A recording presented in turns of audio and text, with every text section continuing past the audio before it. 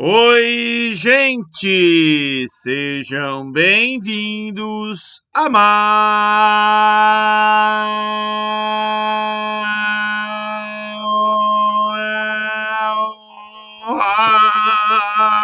uma aula de geografia. Continuando a série sobre transportes, hoje a gente vai falar de transporte aeroviário, dutoviário, cicloviário e até sobre patinete. Vamos lá.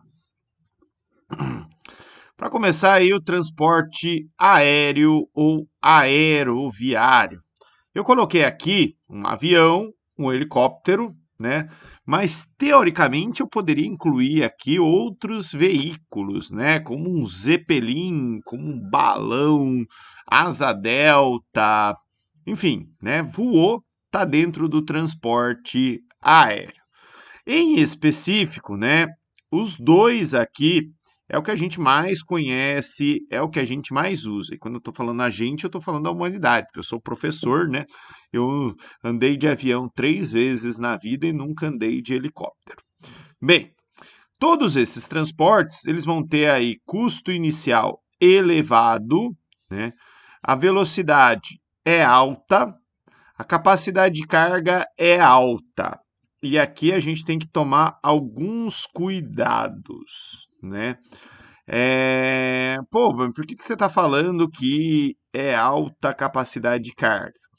Porque hoje, né, a gente tem aí aviões de passageiros, né, que levam cargas, né, de um lugar para outro do planeta e que levam muitas pessoas, tá? Houve um tempo que a gente só tinha aviões menores, né? Mas hoje tem aviões aí com uma capacidade de carga elevada. Por exemplo, aqui no Brasil a gente exporta frutas por aviões, né? Usando aí transporte aéreo, usando cargueiros aéreos. Só que o custo final, independente disso, ele vai ser elevado, né?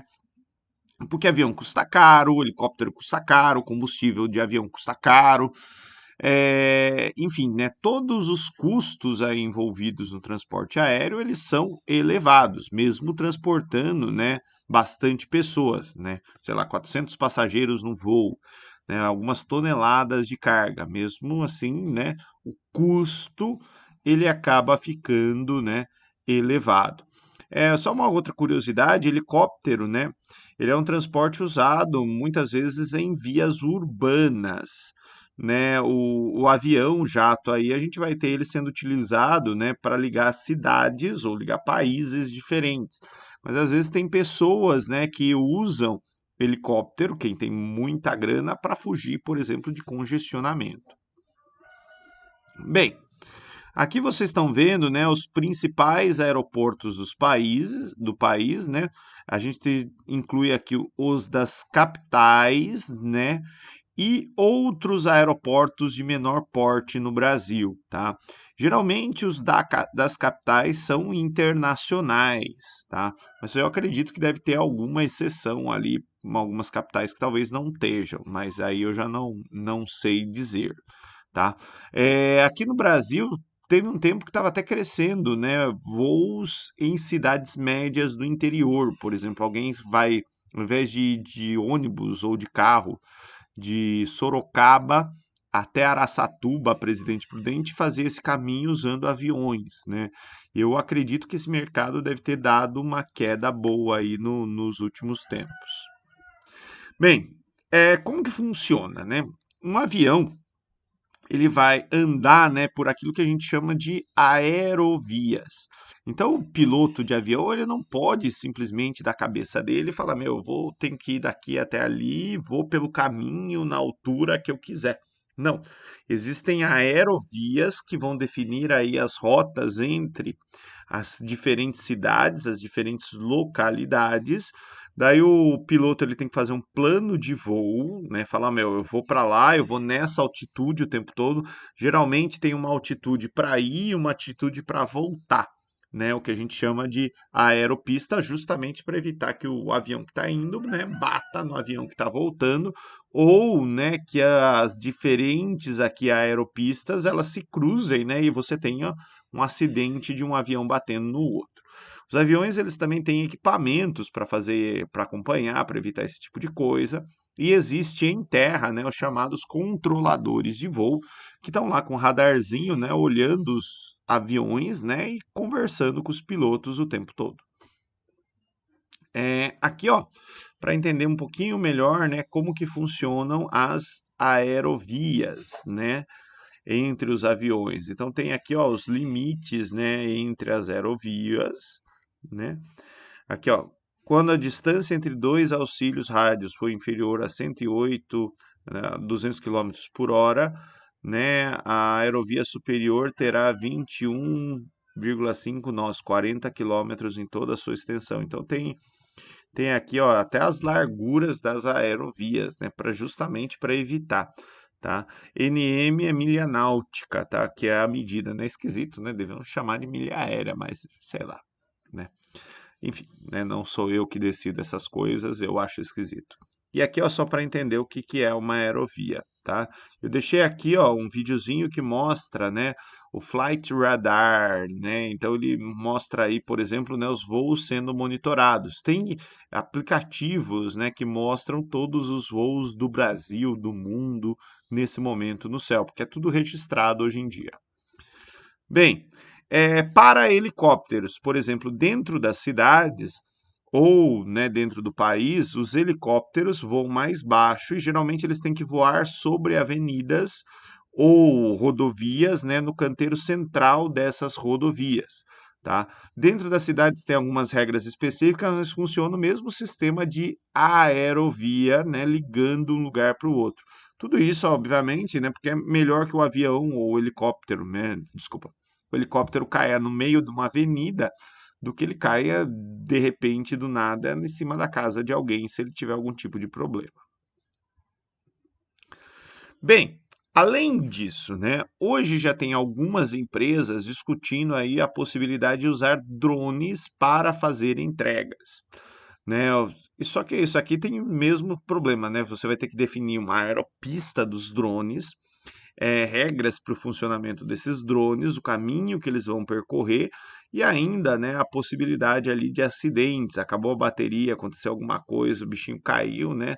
Como fazer a responsabilização. Mas já tem empresas testando isso e o próprio governo, né, acompanhando para poder regulamentar o setor. Drones em guerras não é novidade, né? Faz muito tempo, parece um jogo de videogame, só que os caras estão matando de verdade, né? Às vezes o sujeito está pilotando lá nos Estados Unidos e estava destruindo algum alvo, né? Civil ou militar no Afeganistão, né? Então aqui são alguns exemplos aí de drones para guerras. Transporte dutoviário. Dutoviário é o transporte que usa dutos. Dutos são canos, né? Então você pode transportar aí oleodutos, você transporta petróleo ou derivados de petróleo pelo cano. Gasoduto, transporta gás. Minérioduto, né? Vai transportar minério. Hoje aqui no Brasil a gente tem o minérioduto de ferro, né, que dilui ali o minério de ferro em água, né, faz uma solução e manda essa solução, né, longe. Tem etanol duto sendo construído aqui no Brasil, né, para transportar etanol, polidutos que podem transportar várias coisas. E na casa da gente, né, todo mundo que recebe água, né, que tem rede de coleta de esgoto, tem dutos, né, usa esse sistema dutoviário. Aqui vocês estão vendo, né, o mapa de dutos do Brasil, a gente usa pouco, né, deveria usar mais, vocês vão ver daqui a pouco, né, o mapa mundi, os países ricos usam muito mais a infraestrutura de dutos do que a gente. E aí, características deles, né? O custo inicial é muito alto, é caro fazer esse sistema, né? Porém, a velocidade e a capacidade de carga são elevadas. E isso, no final das contas, né, vai baixar o custo final, né? Como ele vai transportar uma grande quantidade é imensa, tá? Milhares de toneladas podem ser transportadas aí pelo sistema dutoviário, né? Aqui vocês estão vendo algumas adutoras, né? Aqui é o mapa do nosso etanol duto, né, que tá sendo construído para interligar várias refinarias importantes de etanol. né? E aqui o gasoduto mais importante do Brasil, que é o gasoduto Bolívia-Brasil, né? Os meus alunos de Conchas, de São Roque, de Sorocaba, né, que tem gás encanado, né, nas suas cidades aí, né, eles provavelmente estão recebendo gás que vem da Bolívia. Aqui, ó, mapa mundi da rede de dutos, né? Olha a diferença aqui do Brasil para América do Norte, para a Europa, até mesmo para alguns países asiáticos. Transporte cicloviário, né? Transporte cicloviário é uma modalidade de transporte urbano muito utilizado em lugares que são planos, né? Por exemplo, lá nos Países Baixos, na Dinamarca, na China, né? Em partes ali no Baixo Yangtze ou no Baixo Rio Amarelo, eles usam bastante. Tá? Aqui no Brasil, a gente usa também, mas não nessa intensidade e frequência. É um transporte urbano, né? O custo inicial dele é alto, porque hoje em dia, para fazer uma ciclovia, para fazer uma ciclofaixa, às vezes tem que desapropriar casas, e por isso que torna o custo alto, né? Se você planejar a cidade já incluindo essa modalidade, né, fica mais barato. Custo final é baixo, né? Velocidade é média, pensando numa grande cidade, né? Esse é um tipo de transporte que evita congestionamento. E a capacidade de carga é baixa, né? Hoje em dia tem até entregadores do Uber, né, que usam, por exemplo, bicicletas. Aqui, ó, a gente vê um pouquinho, né, das ciclovias, do custo, né? O São Paulo é bem caro, né, fazer ciclovias, tá? Se comparado aí com outros países, acho que aqui faltou um zero, é 650 mil reais, né, para cada quilômetro. As cidades que mais têm ciclovias aqui no Brasil, né, a malha cicloviária nas diferentes capitais brasileiras, né, e aqui, né, número de pessoas em relação à malha cicloviária, né? Então, nota que não necessariamente a cidade que tem mais ciclovias é a cidade que tem a melhor relação, né, entre pessoas e ciclovia. Algumas, ó, Rio Branco, por exemplo, é uma cidade mais plana. São Luís também, né? São Paulo já é uma cidade meio cheia de pirambeira, né? Então, o que acaba também dificultando a vontade das pessoas. Embora hoje tenha aquelas bicicletas, né, que dão uma ajudinha na subida, né? Então, já é alguma coisa. Aqui os patinetes viraram moda, mas não pegaram, né? Apareceu várias empresas de aluguel de patinete em grandes cidades brasileiras. Depois, por causa de roubo, por causa de não ter a viabilidade econômica, né? Esse sistema ele foi decaindo. Mas a gente ainda encontra algumas pessoas que têm os patinetes e usam, né? Ou, né, em alguns lugares tentativas aí de empreendedores de fazer esse negócio vingar, tá? O patinete ele seria uma alternativa porque ele poderia trafegar na ciclovia, né? E aí o usuário faria menos força, já que o patinete ele é elétrico. E aí, para terminar, os modais convencionais de transporte, ó, tem um exercício, esse tipo de questão nós já resolvemos uma parecida, né? Os modais de transporte possuem diferentes níveis de adequação a tipos de carga. Considere a tabela abaixo. Tá? Aqui os produtos, curta distância, valor alto, urgente, né? Ó, valor muito alto. Provavelmente, né, ele quer aqui, ó, produtos A e D, né? Esse daqui o valor é alto e a distância é curta, né? Com urgência. Aqui é transporte rodoviário, né? E aqui na letra D, né, provavelmente, ó, com uma distância grande e o valor é muito alto, é o aeroviário, tá? É letra B de bola. Provavelmente aqui, ó, letra B e letra C, seria ferrovia no letra B e transporte por embarcações na letra C, né? Transporte hidroviário. É isso, gente. Muito obrigado pela atenção de todos e tchau, tchau!